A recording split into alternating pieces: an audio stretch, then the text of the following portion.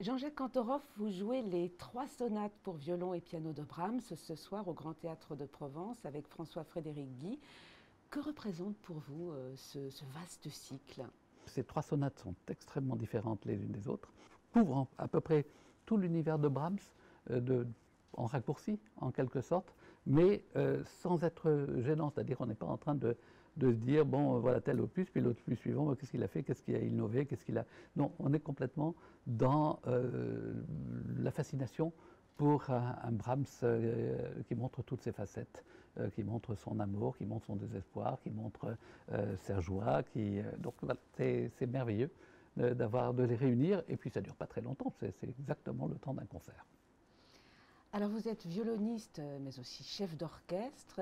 Quelle place occupe le violon aujourd'hui dans votre vie de musicien? Vous qui dirigez beaucoup depuis ces dernières années. C'est une renaissance, tout simplement. C'est-à-dire que, en fait, j'avais décidé de ranger le violon, et sans l'oublier complètement, bien sûr, ça m'arrivait d'ouvrir une boîte, mais enfin, pendant quelques années, je n'ai même pas ouvert la boîte.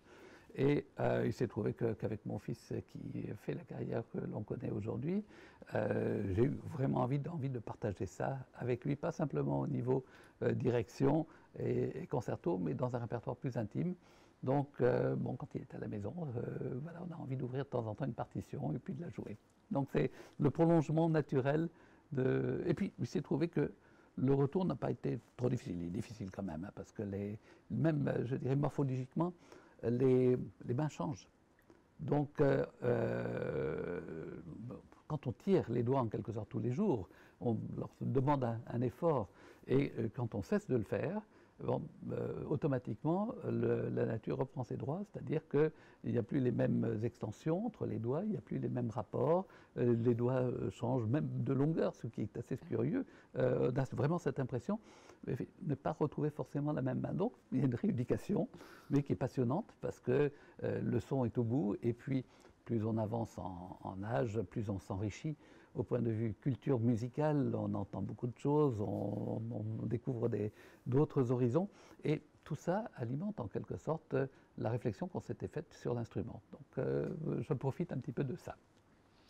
Vous jouez ce soir, Jean-Jacques Cantorov, mais on vous propose d'assister ensuite à l'un des concerts du Festival de Pâques d'Aix-en-Provence. Lequel choisissez-vous?